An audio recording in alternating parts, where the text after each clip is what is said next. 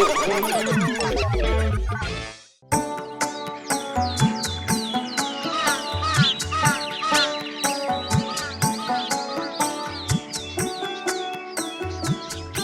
है रतनपुर गांव। रतनपुर गांव में पेड़ के नीचे मालती खड़ी है और इंतजार कर रही है अपने प्रेमी आदित्य का। हर रोज ये देर से आता है। ये ना बहुत गुस्सा दिलाता है। देखो आ गया तुम्हारा आदि, और कुछ दिनों के बाद होगी हमारी शादी, और वो भी बैंड बाजा लिए। बस ज्यादा मत बोलो। 5 रुपए तो कमा नहीं सकते और तुम्हें मुझसे शादी करनी है? हाँ? अरे एक बार मेरी नौकरी लगने दो, तो अगले महीने हम शादी कर लेंगे। तुम्हारे जैसे चिंदी लड़के के साथ कौन शादी करेगा? हाँ, तुमने आज तक मुझे कोई उपहार नहीं दिया है। ये लो मेरे प्यार का तोहफा।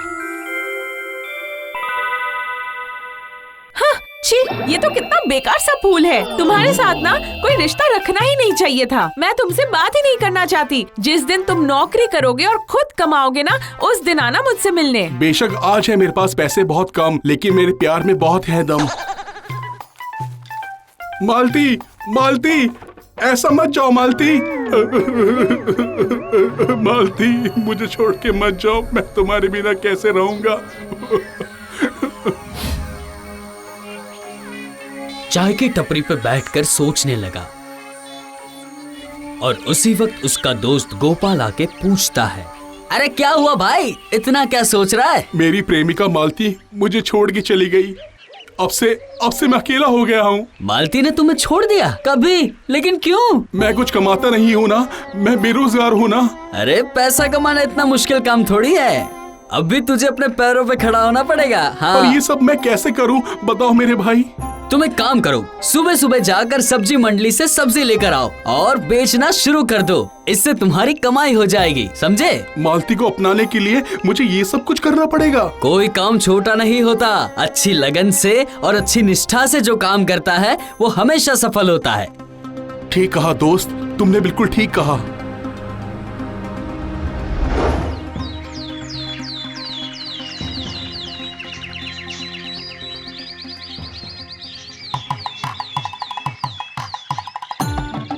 अगले दिन सुबह आदित्य सब्जी मंडली से सब्जी खरीदकर अपना ठेला लगाना शुरू कर दिया और ऐसे ही उसने सब्जी बेचना शुरू कर दिया।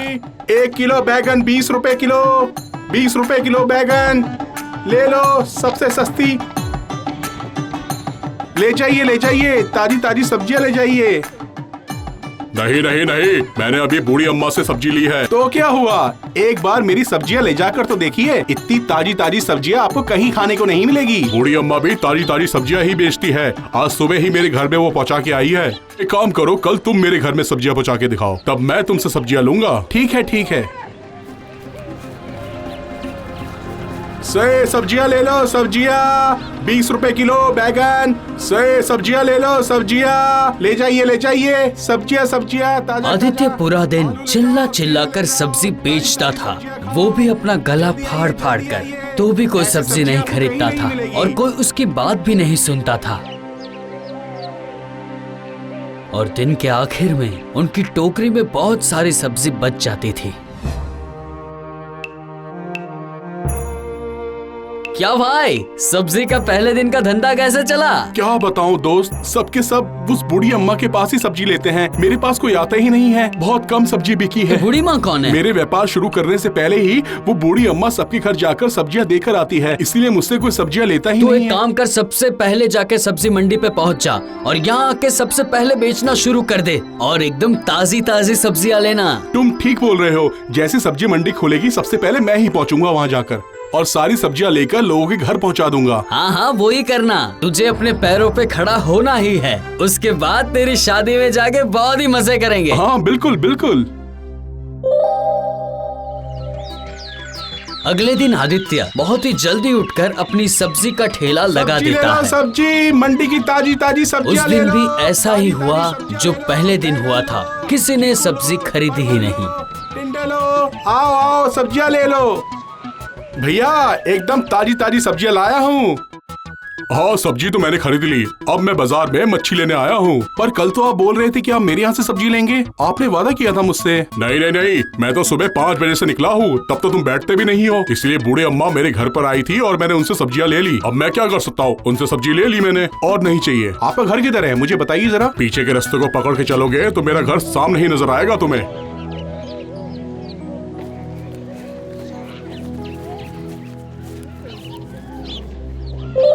अच्छा, इसके अनुसार बूढ़ी अम्मा इसको अभी भी सब्जी देके गई है।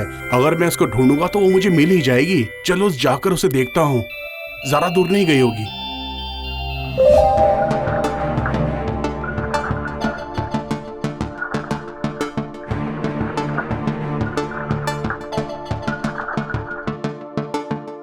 लगता है यही टोकरी वाली बूढ़ी अम्मा सबके घर जाकर सब्जियां देकर आती है। अम्मा, अम्मा जरा सुनिए तो। ओ अम्मा, सुन रही हो? मैं हूँ आदि, आदि सब्जी वाला। मैं आदि, आदित्य। अरे तुम्हारा चाहे जो भी नाम हो, उससे मेरा क्या? तुम मुझे इस तरह क्यों बुला रहे हो? हाँ बोलता हूँ। आपके चक्कर में तो मेरा व्यापार बिल्कुल गिरता जा रहा है। क्यों? ऐसा क्यों? मेरे व्यापार खोलने से पहले ही आप सबके घर में जाके सब्जियां देकर आती है। आप जो यहाँ पर घर घर जाकर लोगों को सब्जियां पहुँचा रही हो, ये बिल्कुल भी ठीक नहीं है। इसमें मैं क्या कर सकती हूँ बेटा? मुझे भी तो अपने लिए कमाना होगा ना, तो मुझे भी तो कुछ बेचना पड़ेगा ना। मेरे घर पर एक बच्ची है, बहुत खर्चे हैं। हाँ, वो तो मैं समझ गया हूँ, पर इतनी सुबह उठ के मंडी खुलते ही सब्जी खरीद के लोगों के घर तक आप सब्जियाँ कैसे पहुँचा देती हो? आप ये सब कुछ कैसे कर लेती हो? अरे मैं तो खुद ही खेती बाड़ी का काम करती हूँ। घर के पास एक छोटी सी जगह है जहाँ पर मैं सभी सब्जियाँ वहीं लगाती हूँ और उसके बाद उन्हें बेच देती हूँ। तुम्हें भी अगर कुछ अपने आप करना है तो तुम्हें भी यही करना चाहिए। पर मेरे पास तो खेती बाड़ी करने की कोई जमीन नहीं है। अरे घर के पास जितनी छोटी भी जगह क्यों ना हो, वहीं पर लगाया करो ना, उसी से तुम्हारा हो जाएगा। आपने बिल्कुल सही बोला, मुझे अपने पैरों में खुद खड़ा होना ही है। हाँ, और उसके बाद तुम बाजू वाले गांव में उन्हें बेच कर भी आ सकते हो और मैं इस गांव में अपनी सब्जियां बेचूंगी। बूढ़ी माँ की बात आदित्य को सही लगी। ऐसे ही 1 साल बीत जाता है। एक दिन आदित्य मोटरसाइकिल लेकर पास ही के गांव में जाता है और वो देखता है कि घर से बूढ़ी माँ सब्जी की टोकरी लेकर बाहर आई है। अरे बूढ़ी अम्मा इस गांव में भी सब्जियां बेचती हैं? चलो जाकर देखना पड़ेगा।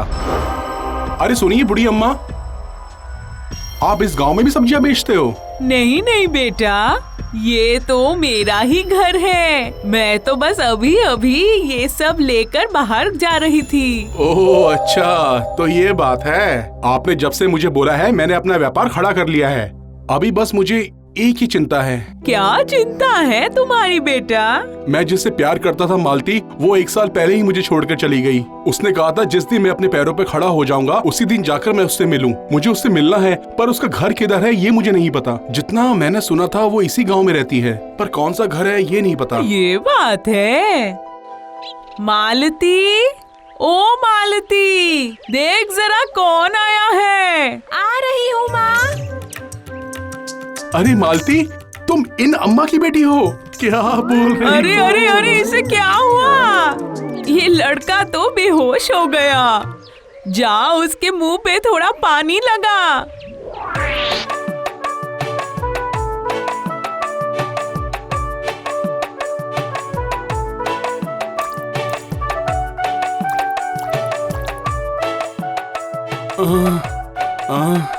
ये क्या? जिससे प्यार करता था वो यहाँ ही मिली? आपकी बेटी? मैंने कभी नहीं सोचा था। मालती के मुंह से मैंने ये सब सुन लिया था। मैंने तुम्हारे बारे में सब कुछ पता कर लिया था पहले से ही, लेकिन अब तुम सफल हो गए। अब तुम खुद कमाने लगे। आशा करती हूँ तुम मालती को अब खुश रख पाओगे।